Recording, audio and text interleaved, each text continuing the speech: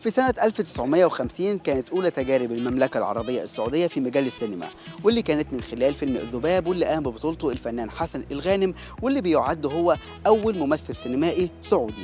واحنا دلوقتي على ريد كاربت لمتابعة العرض الأول للفيلم السعودي سيدات البحر، واللي بيتنافس على 5 جوائز مع 12 فيلم من بلدان عربية مختلفة ضمن فعاليات مسابقة آفاق السينما العربية بمهرجان القاهرة السينمائي الدولي في دورته ال41. آفاق السينما العربية السنة دي احنا وسعنا المسابقة ل 12 فيلم بدل 8 السنة اللي فاتت، وزودنا الجوائز. ده لأن السنة دي السينما العربية ليها تواجد كبير جدا، ويعني نجاح لعدد من الأفلام في مهرجانات كبيرة، وجوائز لمهرجانات أو لأفلام في مهرجانات كبيرة زي سيدة البحر اللي هو فيلم سكيلز اللي بيتعرض النهارده اللي أخد جايزة في مهرجان فينيسيا.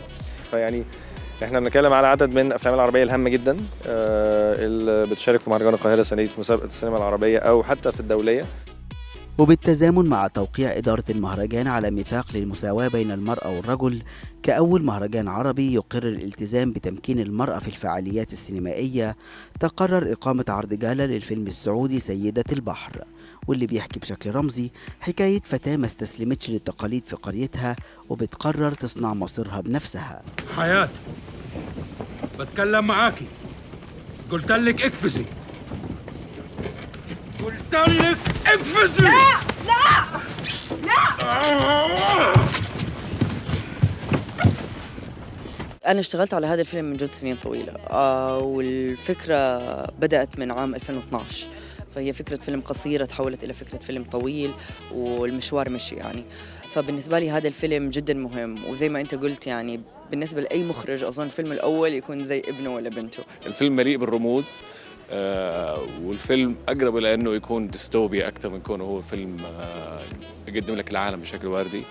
أتمنى الناس تستمتع وهي تتفرج على الفيلم وتحاول تفكفك هذه الرموز وتحاول تفهم الرسائل اللي خلف هالرموز. أنا أحب الشخصية اللي تخلي المشاهد مثل ما تقول تزرع البذرة فيه، وتخليه هو بعد ما يطلع من الشاشة السينمائية، بعد ما يطلع من هذا القاعة، هو اللي يروح يتحرك لتغيير ما هو مطلوب.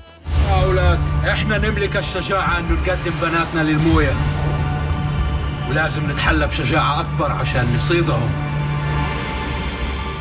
هو طبعا الجو العام في السعودية بالنسبة للثقافة والترفيه جو متفائل جدا، ونحن أيضا من الناس اللي احنا بدأنا شوية بدري، بس الآن بدأنا نجني ثمار ما بدأنا فيه. اليوم حفل عرس سعودي سينمائي من الدرجة الأولى. الفيلم ده أخذ جوائز كثيرة، وإن شاء الله حنستمتع به وحنشوفه في القاهرة قلب العروبة.